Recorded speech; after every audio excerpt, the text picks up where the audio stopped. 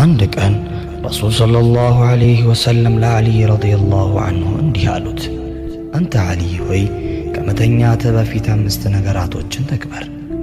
አንደኛው ስትተኛ 4000 ዲናር ሶደቃ ስጥ። ሁለተኛው ደግሞ ቁርአንን አኽትም። ሶስተኛ ለጀነት ዋጋዋን ክፈል። አራተኛው 2 ሰዎችን አስታርቅ። አምስተኛው ደግሞ ከዚያም 1 ጊዜ ሐጅ አድርገህ ተኛ አሉት። ዓሊይም ረዲየላሁ ዐንሁ እንዲህ በማለት ጠየቁ፣ የአላህ መልእክተኛ ሆይ ይህን በአንድ ሌሊት እንዴት ማድረግ ይቻላል ብሎ ጠየቃቸው። ረሱልም ሰለላሁ ዐለይሂ ወሰለም የሚከተለውን ተናገሩ።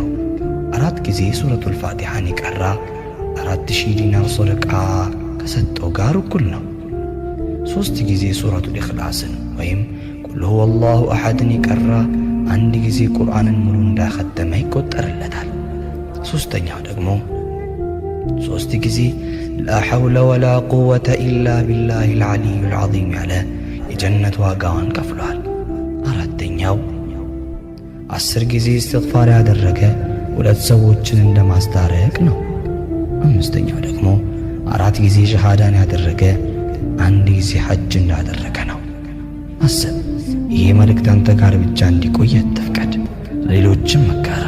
በአንተ ምክንያት ሌላ ሰው አንብቦ ቢጠቀም አንተም የሱ ምንዳ ተካፋይ ትሆናለህ። ሰላም አለይኩም።